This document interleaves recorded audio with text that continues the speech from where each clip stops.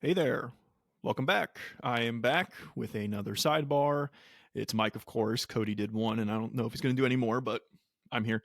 Continuing my series on my vinyl collection. So we did rap, we did heavy metal, and now we're going into a category I don't quite know how to quantify. Um, these records I'm going to talk about, I don't think fully fit into the classic rock camp, but some of them do. Don't fit into the R&B singer songwriter camp, though some of them definitely do. So I'm just calling this grouping pop or pop centric, I guess, because I don't really know what else to define it. It's a pretty big stack because that term is, I think, so vague. But these are a bunch of records that I didn't quite feel fit into rock, didn't quite have enough R&B slash singer songwriter slash whatever to put them in their own category. It'd be like a 10-minute video at that point. So this is just kind of a smattering of stuff.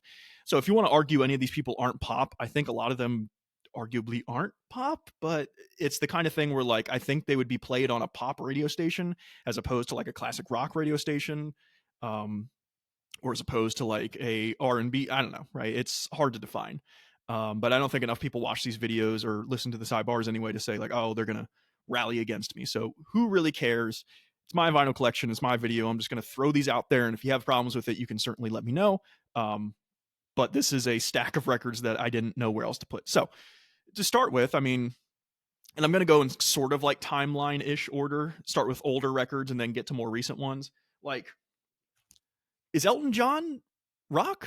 You know, like, is he considered that? Because like there's some songs I think he is, but other songs I'm like, I don't really think so. So this is Honky Chateau. This is the one Elton John record I have. I was actually gifted this last Christmas by my fiance's sister. So shout out to her. I mean, obviously Elton John's iconic. He's amazing. What's funny is that this record I was not familiar with prior to hearing it, but it's got, of course, Rocket Man. This is the record that Rocket Man appears on, which is, of course, one of his biggest songs. And there's another one, it might be Honky Cat, but there's another like semi-popular song on here. I'm just not quite clicking with it yet. It's a good record. I mean, it's one of those things where like you could really not go wrong with any Elton John record. If I had to say I have a favorite, it's probably Yellow Brick Road. This is obviously pretty good stuff. It's I'm not the biggest Elton John fan, admittedly. We talked about this on the Billy Joel episode that we did of Album Fight Club, where Elton John to me is a kind of guy where like if you tell me to say, talk about Yellow Brick Road top to bottom record wise, I couldn't do it because I don't even know what half the songs on there are, honestly. But if you give me his like greatest hits, it's like, yeah, every single one of these songs bangs. Every single one of these songs is great. So while I'm not a huge Elton John fan, having an album like this, it's certainly worthwhile, and I'm glad I have it. But I'm not seeking out, really any Elton John records. I kind of just went with this one because, like I said, I got it for Christmas, and that was very nice, and I was very grateful for that. But otherwise, Elton John's not towards the top of my list to go seek out. Which is nothing against Elton John. That's just sort of how it is. These next two records we have talked about on an Album Fight Club, and the reason that I talk about Billy Joel next is because Elton John and Billy Joel kind of go part and parcel in many ways for me. Of course, this is The Stranger and 52nd Street. The Stranger was also gifted to me on Christmas by my fiance's sister, so shout out to her again. 52nd Street I found pretty cheaply on like Walmart or something, so that was pretty cool. Like I said, we've talked about these records already on the Album Fight Club episode, so I'm not going to, really belabor the point. Fun fact, I said on that episode that I had yet to own The Stranger, and since that time, I now own The Stranger, so that's pretty cool. I think I like 52nd Street a little bit more than The Stranger, but it's hard to say. Unlike Elton John, in this case, these two records are phenomenal. I think they're fantastic records. Beyond these two, I can't really say I'm a huge Billy Joel fan because beyond these two records, I can't really tell you anything about any other record he released. But as far as these two are concerned, they're pretty great. They're pretty amazing. And when you look at the songs on these, you can't really argue against that. Again, if you haven't heard our Album Fight Club episode, we go into it pretty extensively, but good stuff for sure. And again, would you consider Billy Joel rock? It's like some of his songs, sure. Other songs, I'm not so sure. And I think enough of his material is just pop-centric, such as the same with this next one, which is Stevie Wonder, Songs in the Key of Life. doesn't really fit the rock vibe or the Motown vibe, really, I think. So I just kind of threw it in pop. It's very pop-centric music. Um, Obviously, this record's iconic. It's often cited as one of the greats, and there's reasons why, because all these songs are pretty fantastic. My personal favorite um, Stevie Wonder song appears on this, which is "Isn't She Lovely?" I think that song's incredible, even though that like whining baby at the beginning, I think is kind of that didn't really need to be there. I don't think, but this record speaks for itself in many ways. You listen to it, and then an hour goes by, and you're like, man, this is all pretty freaking good. It's all pretty impressive. Um, Sir Duke is also on here, which is also just amazing, iconic. Takes me back to marching band and pep band in high school, and we would play that song. And I had no no mindset or no understanding of who Stevie Wonder was at the time because I wasn't that into music yet. So it's cool to have this record. I actually got this from a guy in my parents' neighborhood who had a vinyl collection, and he was just holding on to it for like years and years and years. And he let me look through it and pick some out and buy them off him, which so it's pretty cool. It's actually a really solid copy of like the record, probably because he played it maybe twice, 3 times, and then just let it sit on a shelf. He's one of those like one CD came out, he came into that and cassettes and all that stuff. So what can you do? Now there's a very particular reason why I have Donna Summer, and that's nothing against Donna Summer, right? She's great, she's iconic. Not my favorite female vocalist or female pop singer of all time. There's plenty of others. If you've seen our episodes, you know how I feel about Sade. But I did a show back in, God, what was it? 2022, maybe 2021 at this point. It's been a while, called Exit Laughing. And in that show, I played a male stripper, believe it or not. And the song that I stripped down to was Bad Girls by Donna Summer. And I actually, funny enough, played an officer who came in and was like, hey, noise complaint, yada, yada. And it turns out he's actually just a male stripper in officer disguise. So I think Noreen, who was our director, kind of put that 2 and 2 together. So I always hold a special place for Bad Girls just because I have that memory of that. And I think anybody who saw that show, who saw me strip down to my boxers, also might relate to that memory. Maybe not. I don't know. For me, though, like I said, nothing against Donna Summers. I mean, this is a great record. This is good stuff. But I just always associate it with, that show that I did. And once I saw this in a record store, I was like, yeah, I'll get that. I think it was like, honestly, like 10 or 15 bucks. So couldn't really pass it up at that point. And it's in good condition. It's good quality. So fun little factoid about that. And if you didn't know, I do in fact do theater. So some of this stuff comes from interacting in theater and knowing theater shows that had these songs, or just watching shows that had these songs. This next record, however, is not that. This is Tears for Fears, Songs from the Big Chair, and just amazing record. One of my favorite records from the 80s, one of the most 80s records I think I've ever heard, but just like is so good at what it does. I mean, the run of Shout, Working Hour, and Everybody Wants to Rule the World as the first 3 songs, bro, it's over. Like that, those 3 songs in a row are iconic. So good. And then you get Head Over Heels on the back half, just like such good synthwave pop. I think these guys definitely fall into pop. They're definitely not rock. I will argue that point. So it's a great record. And you can't quite see the sticker here, but I found this at a local record shop, and this is like $15. And it's good, like good. It was probably played once or twice. So like to get this for $15, you can't really pass that up, which is the great thing about like small record stores. Sometimes you'll find absolute gems just hidden in there. But I did have to spend like an hour digging through crates just to like find all the good stuff. So it's a process, but it pays off when you get records like this for like $15. Next up is another Christmas one I got from my parents, actually. And this is basically the BeeGees' greatest hits. It's called Timeless because it spans their entire career. It's pretty much their greatest hits record.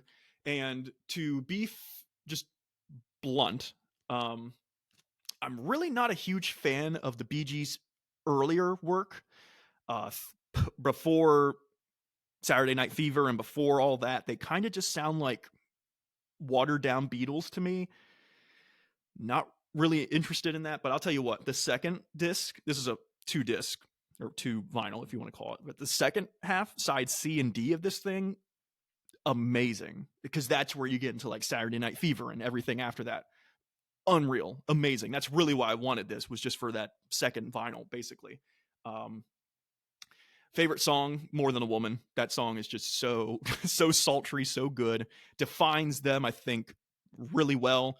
But you've got other songs here like Staying Alive, of course, probably their biggest hit ever.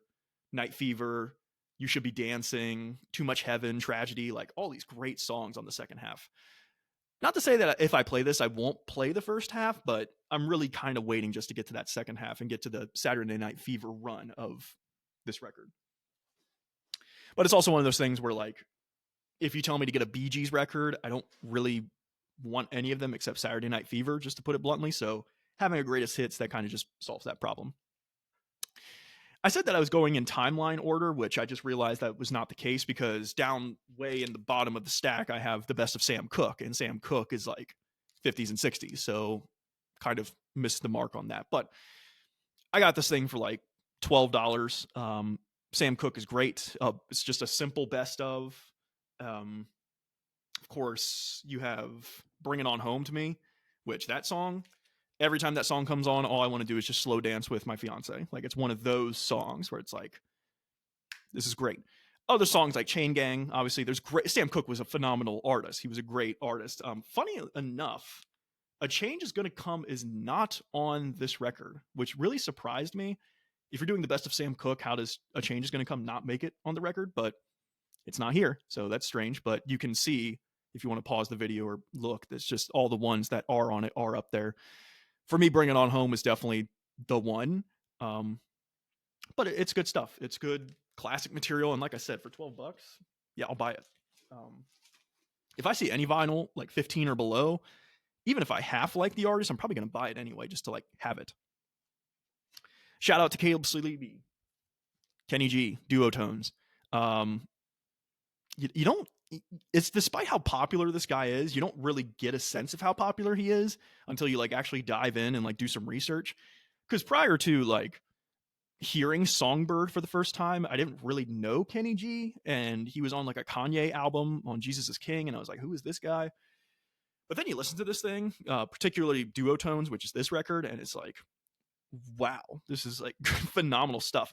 The tracks I really like are the ones where it's not like, it's just sax, and you got backing drums and stuff. But like Songbird, Three of a Kind, I think is amazing. The songs where there's like vocals on it from guest artists, it's cool, it's fine, it's very 80s. This record is soaked in 80s, but it's really those like stand out just Kenny G on the sax songs that are like really loving it. Also, I believe there's a song on here, it's pronounced like, I don't know if it's pronounced Sade, but it's spelt like Sade says or spells her name, so I assume it is. I've never done the research to find out if that's actually the case, but if that is the case, props to Kenny G talking about the greatest female artist of all time. Got to respect that. If you have not heard Kenny G or not heard any of his stuff, Songbird, Three of a Kind, start there. I promise you'll probably fall into everything else he's doing, because it's just like, how can you not like that? So there's that. Now, we're moving into 2000s and on. So everything else I'm talking about falls into the 2000s and then eventually 2010s. These first few records, I think, were 2000s, if I remember my history correctly. And it's another moment of like, is Coldplay rock? Like, in some aspects they are, but in others they're just not. And I didn't quite feel confident putting them in the rock camp, so they fall into the pop camp or pop-centric camp. Of course, this is Viva La Vida. I have to admit that for a very long time, I didn't like this album. And then it got to a point where I kind of liked it, but I was so staunchly defending not liking it that I kind of lied and said I still don't like it. And then at some point, I just had to like concede that this album's really, really good, because it is very, very good. It's easily my favorite Coldplay record. In fact, I don't think any of their other records come close. I think some songs they've done have come close to what's on here, but record-wise, bar for bar, stack for stack, no, this is easily their best in my opinion. I mean, we've got so many good songs on here.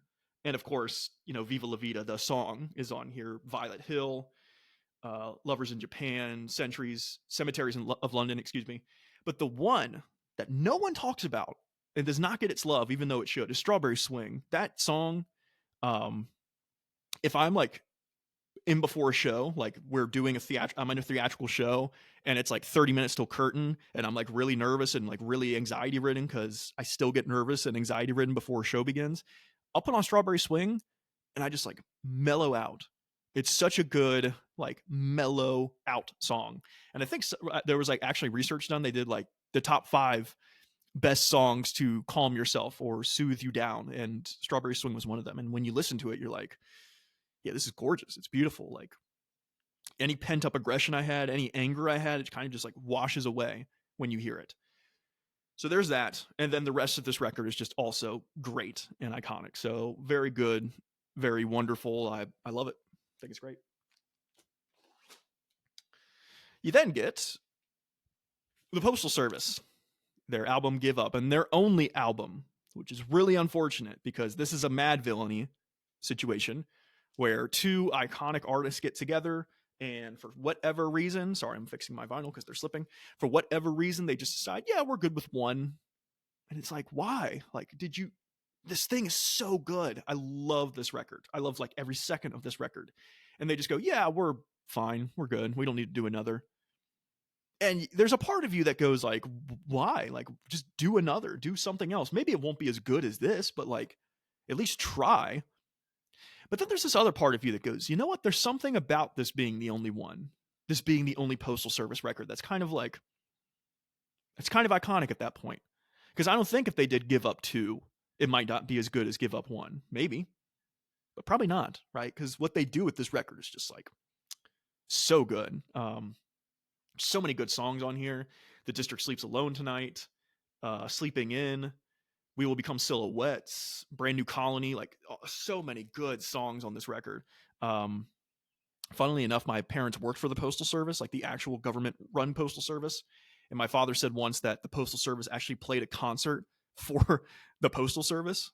And he said that he doesn't think that the people there truly got what was going on. They probably expected like Metallica or Aerosmith, and they got the Postal Service instead. So it's kind of cheekily funny, but it's also cool that, you know, he got to see these guys live. Apparently they did a tour either recently or ongoing that is playing the entirety of this live, which would be really cool to see, but I only wonder how much those tickets cost, where it's at. I love this record. I don't think I love it enough to like go somewhere and spend $300 to see it live, but it's cool to have it on vinyl. That's definitely something I wanted to have.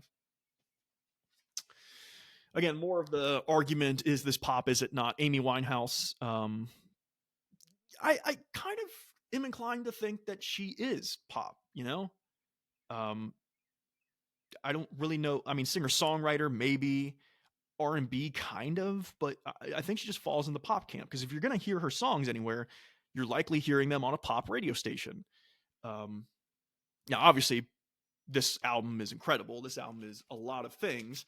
And it's sad in that, you know, she had a very short career because of the abuse and things that led to her death.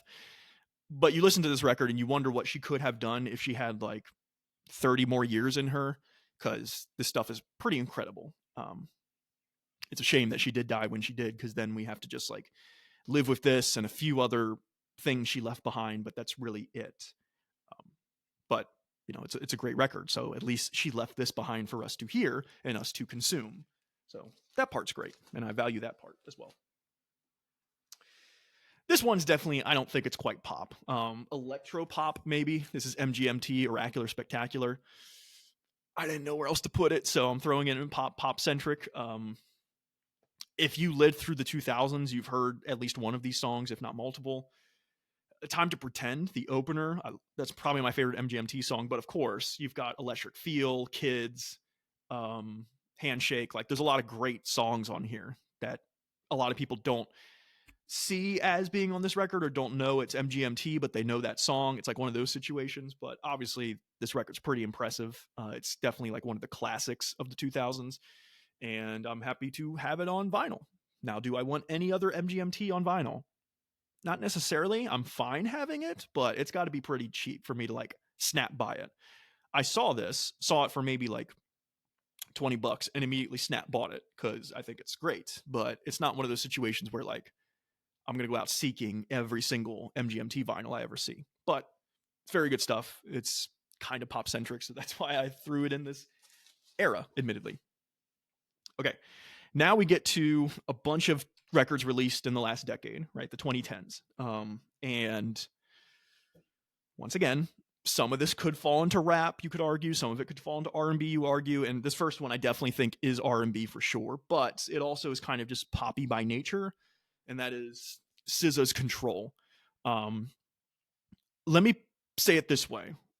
Obviously, Kendrick Lamar is one of my favorite artists of the last decade, last 15 years or so. He released Damn in 2017. And like I was hyped as shit for Damn, right? Because it's a new Kendrick Lamar record. And I ate that thing up and I listened to it like 20 times in the first 2 weeks. And I was like, man, there's no way anything's topping this. And then SZA comes out with Control, this record here.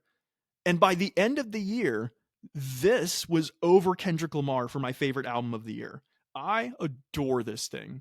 I adore Damn too. It's a very good record. But this thing, especially as like a initial release, a first release from an artist, like this is incredible stuff.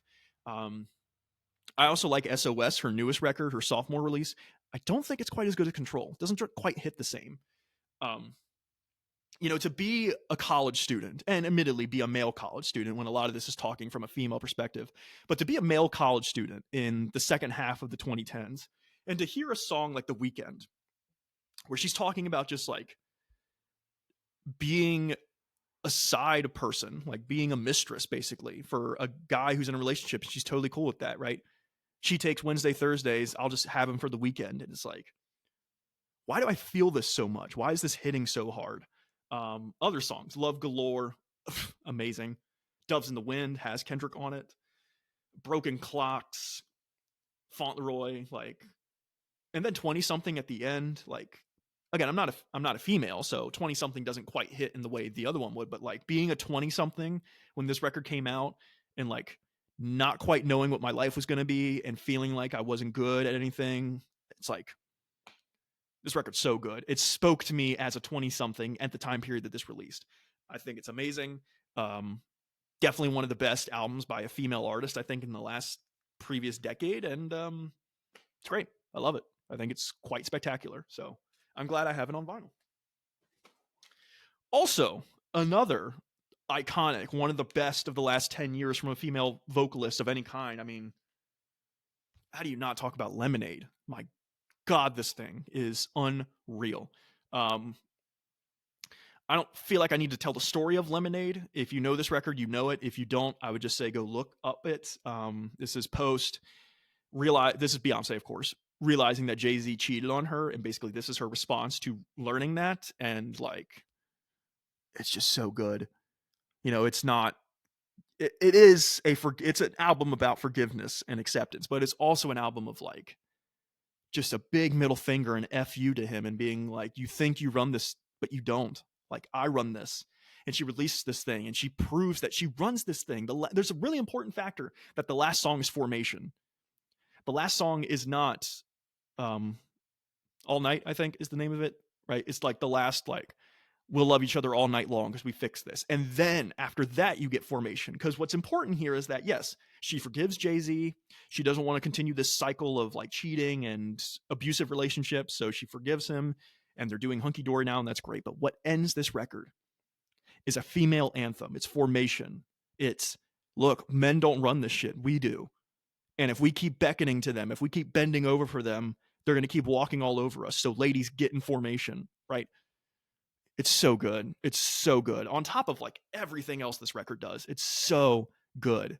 I believe, in fact, I know a couple of these records, I think SZA's had like green vinyl. I think this one's yellow, right? I'd be remiss if it wasn't. Oh, yes, it is, in fact, yellow. So I'm going to take the time. I'm messing things up here, and this is just eating up airtime. But yes, this is, of course, yellow, because how can you have an album called Lemonade and not have yellow vinyl? So that's very cool. And the packaging throughout this thing is really cool. Most stuff is very basic, but like every single thing, including the sleeves, including the inserts, they all have like artistry to look at. Partially because her album that she released also had a like video documentary thing with it, like a videography thing. Really great. I don't think Beyonce's ever topped Lemonade. I don't know if she ever will top Lemonade. I think her releases since and before have all been good, but Lemonade is like stellar, absolutely incredible. Very much a fan of that. Next up, The Weeknd, After Hours. Now, I adore this thing, but what's funny is I did not adore this thing for years, right? I was a bigger fan of Starboy and like earlier Weeknd stuff, and then this thing came out, and I was like, yeah, it's fine. It's got some good songs. Obviously, Blinding Lights, excuse me, is on this. And I was like, whatever. But if you know me, you know I'm obsessive over Halloween Horror Nights, which is a thing that happens down in Universal Studios every year. I go literally every year. This will be my 7th year going, I think. So I'm a mega fan, right? And in 2022, they did a Weeknd house, a house themed after hours and the music of the Weeknd. And at the time I was like, why would you do that? Like, of all the artists to pick, why the Weeknd? Like, it's cool that he's like a fan of it and he's all for it, but like, why is that the one? And then I went through this house and I walked out of it going, holy shit, that was amazing. Like, that's one of the best houses of the year. And then I did it like 4 more times and I was like, yeah, I'm a Weeknd fan now. Like, I'm a big Weeknd fan. And so shortly thereafter, I bought this, which again, a lot of the stuff that was in that house was based upon songs on this record. And now this is by far and away my favorite Weeknd record, like by miles. Too Late, Escape from LA, Heartless, Blinding Lights, In Your Eyes, Save Your Tears, After Hours, like so many good songs here. And that side C, well, it says 2 side A, but side C of this is Blinding Lights, In Your Eyes, and Save Your Tears, which Save Your Tears is my favorite Weeknd song. Like, that run is so good. It's one of those like so good runs you can't even believe it's a possible thing. Like, absolutely incredible. Love, love, love this thing. And so shortly thereafter, and in fact, when he had his house at Horror Nights, this album just released, which is his most recent work, Dawn FM. This is actually the alternate cover. This is not the one with like his old version of him on it. This thing is also very good. Not quite After Hours for me, but obviously, I mean, there's some amazing tracks on this. You've got, it doesn't have any of the tracks listed on the back, so never mind. Because I don't know it well enough to be like, oh yeah, that track. But like, Out of Time is on here. The Tyler, the Creator song, How Can I Make You Love Me is probably my favorite song on this record. Like, a lot of great stuff. Really, really good stuff. But like I said, not quite After Hours for me. People actually thought that they were going to have a sequel house and it was going to be Dawn FM inspired. It doesn't really work the same, I don't think. I don't think this record's trying to do what After Hours did. What After Hours did made it perfectly suited for a Horror Nights house. Excuse me. This, not so much. So while I think this thing is great, After Hours is going to be hard to dethrone at this point. And part of that is because of the Halloween Horror Nights house. But, I'm very partial to HHN, as it were. Then we move on. Bruno Mars, 24 Karat Magic. I don't care what you say about this guy. Like, you can say he's this pop artist and he makes bad music and whatever, right? Well, not many people say that, but man, this thing is such a good record. Like, I can't even front on it. 24 Karat Magic. That's What I Like. Versace on the Floor, Straight Up and Down, Finesse. So many good songs on this. So many good songs. And if I'm not mistaken, this one is a gold vinyl, which hopefully it'll be easier to get out than the Lemonade. Yep. So this is, in fact, 24 Karat Magic. How would you not have it be gold? So very cool. Like that's a thing. This record is great. I'm pressed to hear anybody say it's not. Unless they're just not a fan of pop music, then why would you say this isn't, a good record? It's actually, if I'm not mistaken, yes, it's a gatefold. So let's go ahead and show that off. So very fun. I like Happy Bruno over Sad Bruno. So, a lot of the songs on here, God, what's that song? Locked Out of Heaven. Sorry, I know there was dead air there, but Locked Out of Heaven, like those kinds of songs, very huge fan of. The sappy Bruno, like Grenade, for example, I don't want that Bruno. Like, I'm not saying people can't be sad and sing about it, but like, that's not what I come to Bruno for. I come to Bruno for 24 Karat Magic. That's What I Like. Finesse. Like, that's the Bruno I want all the time. And so when he did an album with Anderson .Paak, and they called it Silk Sonic, and literally like every song on here is like fun Bruno and fun Anderson, and it's like party music. And yeah, some of these songs deal with, having a girl and when am I going to see you again? And it's like kind of sad, quote unquote, but all of it is taken from the perspective of like positivity, except of course, Smoking Out the Window is kind of like a negative view of it, but it's so upbeat. It's so fun. Like, how can you not love it? For me personally though, where is it? After Last Night, that song, forget about it. That song is unreal. So good. But every song on here is great, right? Blast Off is fun. Leave the Door Open's amazing. Put on a Smile's fun. Like, it's all just fun music. And when you want fun music, this record's pretty great because all of it is just fun. It puts a smile on your face. All right, I think I've got 2 records left. There's only 2 left. So, almost done, but we got Leon Bridges, Coming Home. So it would have been, I think, smart to put Sam Cooke and then this one after each other, because so much of Leon Bridges you can hear in Sam Cooke and vice versa. But of course, Sam Cooke came out way before Leon Bridges did. But you hear this and you go, man, was this released in like 1960 or 1970? And you go, no, it was released in like 2015. And wow, it's pretty impressive that it hits that sound so well. This thing's great. Leon Bridges is great. His Gold record, I don't think it's called Gold, but the one that's like gold on the front, also very good. I don't have that one on vinyl.